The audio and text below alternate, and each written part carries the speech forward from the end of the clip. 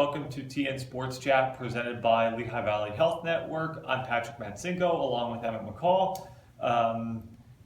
Back this week with our girls basketball edition, our first girls basketball edition, kind of as we talked about in the boys basketball video. We're going to try to kind of split it up a little bit, kind of highlight each sport, each team a little bit more with kind of separate clips, I guess, each week. This is our girls basketball edition.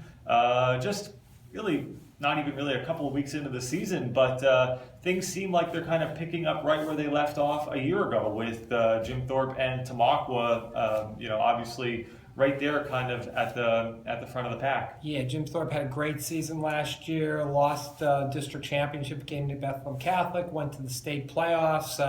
Undefeated regular season and started, like you said, right back up. 3-0 start. Skylar Surfoss has been off to our reigning basketball player of the year. Only picked up right where she left off. Yeah. 21 points the other night in a victory. So Jim Thorpe looks like they're going to be bigger and better than ever. And that crop of underclassmen continues to contribute. I mean, you have other sophomores such as Olivia Smellis, then you have Leela Hurley, you have Leah Snisky. Those girls are all sophomores. All started last year. Yeah. And then you have another freshman that you can throw in with Mackenzie Uhas, who has just been, I think, another facet to what the Olympians are able to do on the court. Yeah, just another offensive weapon, a good rebounder, and just what Jim Thorpe needed is another scorer, right? The rich get richer, I guess.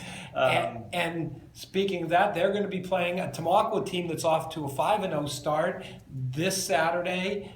Early season Schuylkill League showdown should be a great game. Tamaqua is led by Emma Kaczynski again. She's off to a great start, has a couple 20-point games, was our Times News Lehigh Valley Health Network Player of the Week in the opening week of the season.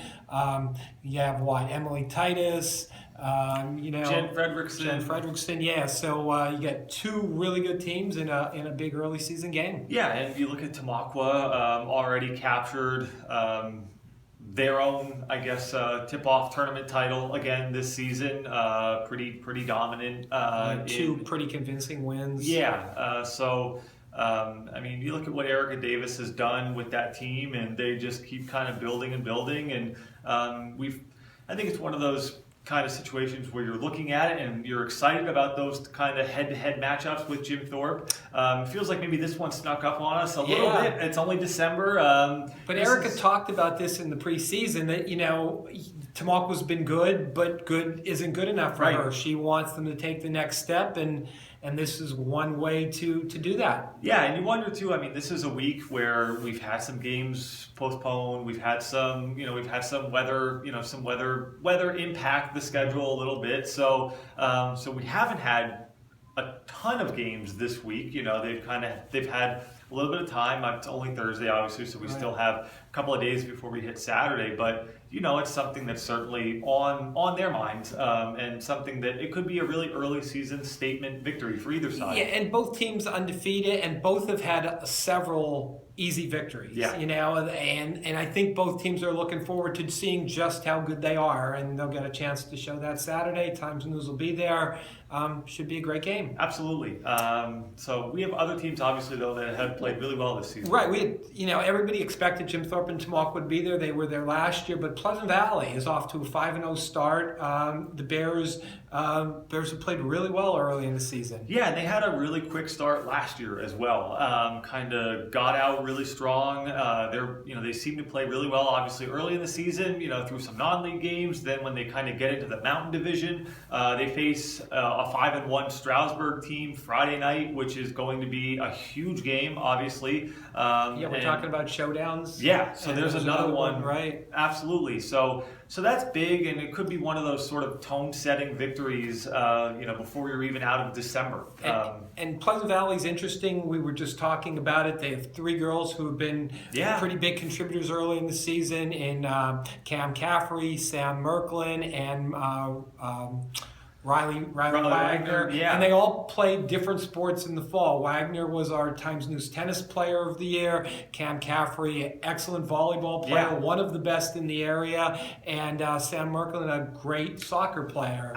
Outstanding goalie, So like all of them were under consideration for Players of the Year in their sport, and Wagner did win it. So, but the versatile athletes, they kind of get right out of the fall and right into mid-season form in basketball. Absolutely. And, we kind of talked about their experience. They've played together, many of them for a couple of years with the Bears. About 5 or 6 now. It feels has been there. It feels like she's kind of been showing up in box scores the last couple of years. But that as each year has kind of gone on, that they've kind of leaned on her a little bit more.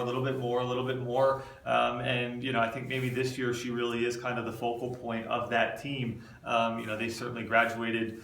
They graduated a decent amount of talent last year. Coach Goronski, Nadia Goronski's done a really nice job of getting them off to this quick start. Yeah, absolutely. And another team that seems to be a perennial kind of contender, powerhouse in an always difficult Colonial League is Northwestern.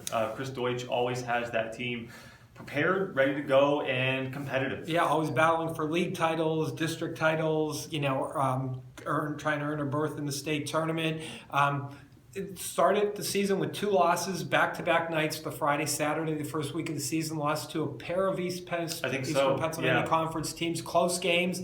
But since then, they've won 5 straight, undefeated in the Colonial League. Yep, and it looks like another powerhouse Northwestern team. Yeah, and one of the biggest kind of catalyst for that run is a freshman, Paige Severain, who really sparked the Tigers in a win over Lehigh recently, scoring 23 points, I think it was. So she during a 4-game win streak, that's now 5 games, but during the first 4 games of that win streak, she averaged almost 13 points a game, high score a couple times, top rebounder, doing a really nice job as a freshman for them. And a lot to build on. The Colonial League is certainly something that no game is easy, obviously, like we see with the Schuylkill League and the East Penn Conference as well. So it's definitely a lot to build on.